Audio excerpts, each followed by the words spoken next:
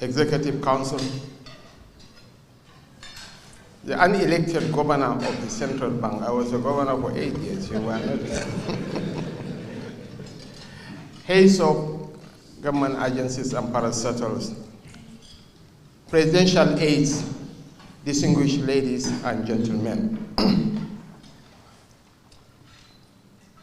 In 1793, Abigail Adams wrote to her son, John Quincy Adams, in the height of the American Revolution.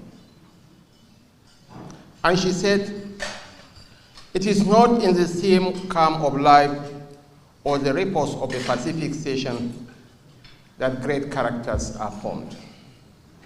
She further posited that the habits of a vigorous mind are formed contending with difficulties. History reminds us of this, that wisdom and penetration are the products of experience, not the lessons of leisure or retirement. Exactly 1,010 days ago, President Bola Ahmed Tinubu was sworn into office. The economy was literally in a tailspin. As one commentator said, the government and the people were all trapped in a web of madness, in a circus of insanity, in a cauldron of sheer lunacy. And here we have a leader who had the courage of conviction to take far-reaching decisions. Our foreign reserves was hovering in the neighborhood of $3 billion, not enough to import fuel for a month. And the withdrawal of fuel subsidy was not captured in his maiden broadcast.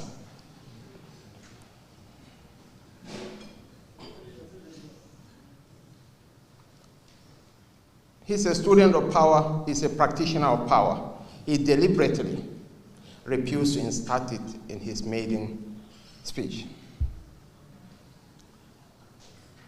And the measure of every nation, as they said, is the man at the helm of affairs, because the tone of leadership becomes the climate of the nation.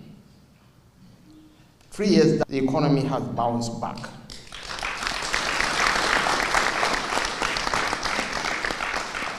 We have crossed the Rubicon, and we are on a path to sustain growth. Here we have a CBN governor to whom the president had given him the full autonomy to discharge his functions. And posterity will be kind to you. So, Your Excellencies, distinguished ladies and gentlemen, on behalf of a grateful nation, on behalf of President Bola Ahmed Tinubu, I must extend with sincerity our appreciation for the support the Federal Executive Council and other members of the government have given to this administration. In seasons of tough decisions and necessary reforms, you have chosen country over comfort. You have engaged with our agenda in the spirit of partnership, offered scrutiny without sabotage, and proved that democracy works best when the institutions of government compete in the race to serve the people better. History will remember that at a time when it was easy to inflame division, the Federal Executive Council and members of the establishment steadied the nation with responsibility. On behalf of the President, I want to most sincerely thank you for your comradeship, for your support, and for your partnership. What every nation needs, beyond plans and policies, is leadership that is unified.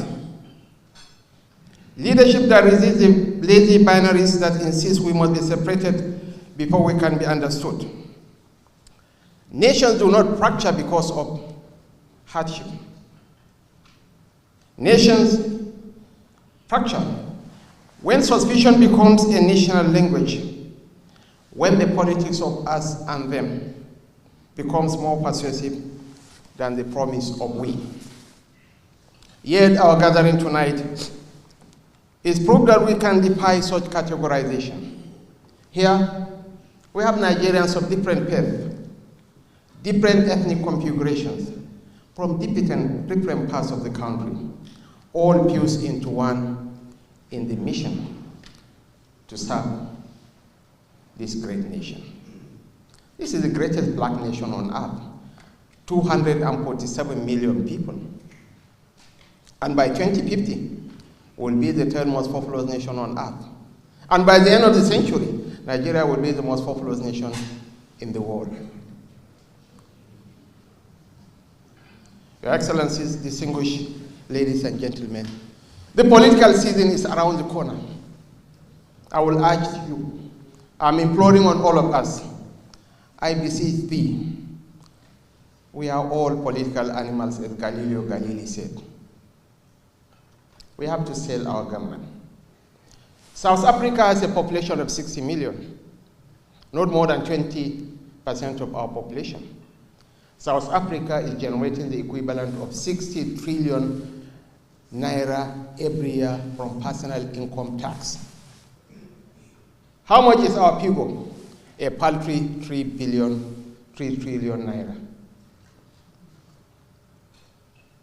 When they fly bodies around and they stop the man with a pestering soul, no one talks. But when this man